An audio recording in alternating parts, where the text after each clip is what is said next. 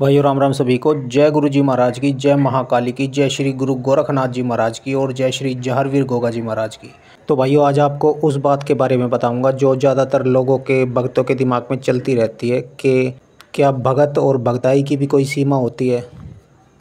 मतलब भगताई में भी कोई सबसे ऊंचा स्थान होता है जहां भगत पहुंचने के बाद ये सोचे कि बस यहीं पे ही मैंने सब कुछ सीख लिया है और इसके बाद कुछ सीखना बाकी नहीं बचा है। कि भगताई की सबसे ऊपर की सीमा कौन सी है या है भी या नहीं है, तो ध्यान से सुनिएगा। तो भाइयों बहुत से भक्तों को देखकर, उनके काम को देखकर आपके मन में ये ख्याल आता होगा या फिर ये सोचते होंगे कि ये भगत जो काम कर रहा है ये उस पायदान पर, उस मंजिल पर पहुंच चुका है जिस पे ज़्यादातर लोग पहुंच नहीं पाते और मुझे भी इसी स्थान पे पहुंचना है जहां पर ये भगत पहुंच चुका है। बहुत से लोगों के मन में अपने गुरु को देख के भी ख्याल आता है कि जहां आज मेरे गुरु पहुंच चुके हैं मुझे भी वहीं पहुंचना है, उसी मंजिल पर पहुंचना है। तो भाइयों क्या सच में भगताई की कोई सीमा होती है या फिर कोई उच्च पायदान होता है या फिर इससे ऊपर कोई विद्या ही नहीं है और यही भगत का लास्ट पायदान है, सबसे उच्च पायदान है। तो भाइयों मैं आपको बता दूं कि भगताई की और भगत की कोई सीमा नहीं होती। वो जब से भगताई शुरू करता है या बचपन से, कोई 12 साल की उम्र से, कोई 20 साल की उम्र से या फिर कोई बुढ़ापे में भी भगताई में ध्यान देने लगते हैं। तो एक बात बता दूं आपको कि भगताई की कोई सीमा नहीं होती। या फिर बहुत से लोग, बहुत से भगत ये सोचते हैं कि महाकाल भैरव बाबा और महाकाली तक जो आदमी पहुंच गया, जो भगत पहुंच गया, वही उसकी लास्ट सीमा होती है। इसके ऊपर कोई विद्या ग्रहण ही नहीं करनी होती या फिर सबसे उच्च विद्या यही है। देखिए भाइयों ये बात तो सच है कि सभी विद्याओं में से, 10 महाविद्याओं में से सबसे बड़ी महाविद्या महाकाली ही है। महाकाली से पहले भी शून्य विराजमान है और महाकाली के बाद भी शून्य विराजमान होता है।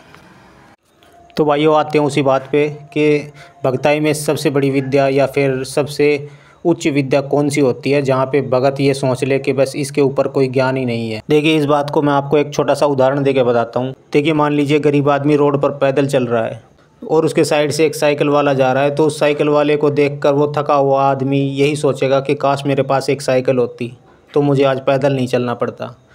और उसी हिसाब से आगे जाके वो बाइक वाला, वो मोटरसाइकिल वाला भी, अगर उसके साइड से एक कार जा रही है तो उस कार वाले को देखकर उसके मन में ख्याल आएगा कि काश मेरे पास आज कार होती तो मैं एसी में सफ़र करता। और अगर उस महंगी कार वाले को कोई हवाई जहाज़ दिख जाए तो वो उसी हवाई जहाज़ का सपना देखेगा कि काश मेरे पास हवाई जहाज़ होता तो मुझे रोड पे नहीं चलना पड़ता, तो मैं 1 घंटे का रास्ता कुछ मिनटों में तय कर लेता।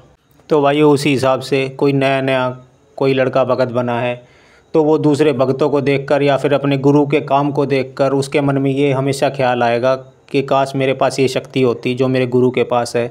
या फिर किसी और भगत को देखकर ये सोचता कि काश जो जो शक्तियाँ इसके पास है काश वो मेरे पास होती। इसका मतलब सीधा साधा है कि एक भगत जब से वो भगत बनता है तो वो भगताई शुरू करने से जवानी तक और बुढ़ापे तक हर भगत सीखता ही रहता है। बस उसकी वो विद्या हासिल करने की चाह कभी ख़त्म नहीं होती।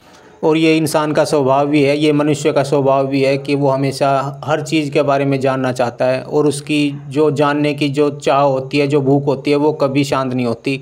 उसके मन में हमेशा ये ख्याल आता रहेगा कि मैं ये विद्या भी ले लूँ, मैं वो भी ले लूँ, मैं जो ये दूसरे देवी देवता हैं इनको भी अपने पक्ष में कर लूँ या फिर ये मेरे लिए काम करने लगे। और उसमें जो बड़े बड़े तांत्रिक जो बोलते हैं कि हम तांत्रिक हैं, उसमें वो भी आ चुके हैं। किसी की भी कोई भी जो भूख होती है जो विद्या ग्रहण करने की भगताई में या फिर तांत्रिक विद्या में, तो वो कभी शांत नहीं होती, वो बुढ़ापे तक सीखता ही रहता है हमेशा।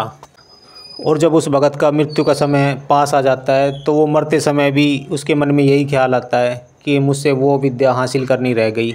तो भाइयों आप समझ भी गए होंगे कि इंसान की सीखने की, वो प्राप्त करने की चाह कभी ख़त्म नहीं होती। वो बचपन से लेकर बुढ़ापे तक हमेशा सीखता ही रहता है जब तक उसकी मृत्यु नहीं हो जाती। तो भाइयों इंसान की चाह कभी पूरी नहीं होती और ना ही कभी वो पूरी कर पाता है। और भाइयों एक बात और बता दूं आपको कि भगत या फिर भक्तों की कभी मुक्ति नहीं होती। मतलब मृत्यु के बाद उनको कभी मोक्ष नहीं मिल पाता, क्योंकि एक भगत मृत्यु के बाद देवताओं की या फिर देवी के शरण में चला जाता है और उन्हीं के साथ ही वो परिवार में पूजने लगता है और इसी कारण उसको मोक्ष नहीं मिल पाता। और ये कड़वी सच्चाई है भाई भगताई की। तो भाइयों ये बातें सुन के आप समझ गए होंगे कि भगताई की कोई सीमा नहीं होती, इंसान सीखता चला जाता है बचपन से लेकर बुढ़ापे तक। तो इसी बात के साथ भाई राम राम है सभी को, सभी खुश रहिए, आबाद रहिए भाई। और मेरी दिल से दुआ है आप सबके बिगड़े काम, जो भी आपकी मुरादें हैं, वो भोले बाबा महाकाली जल्दी पूरा कर दें। राम राम भाई सभी को।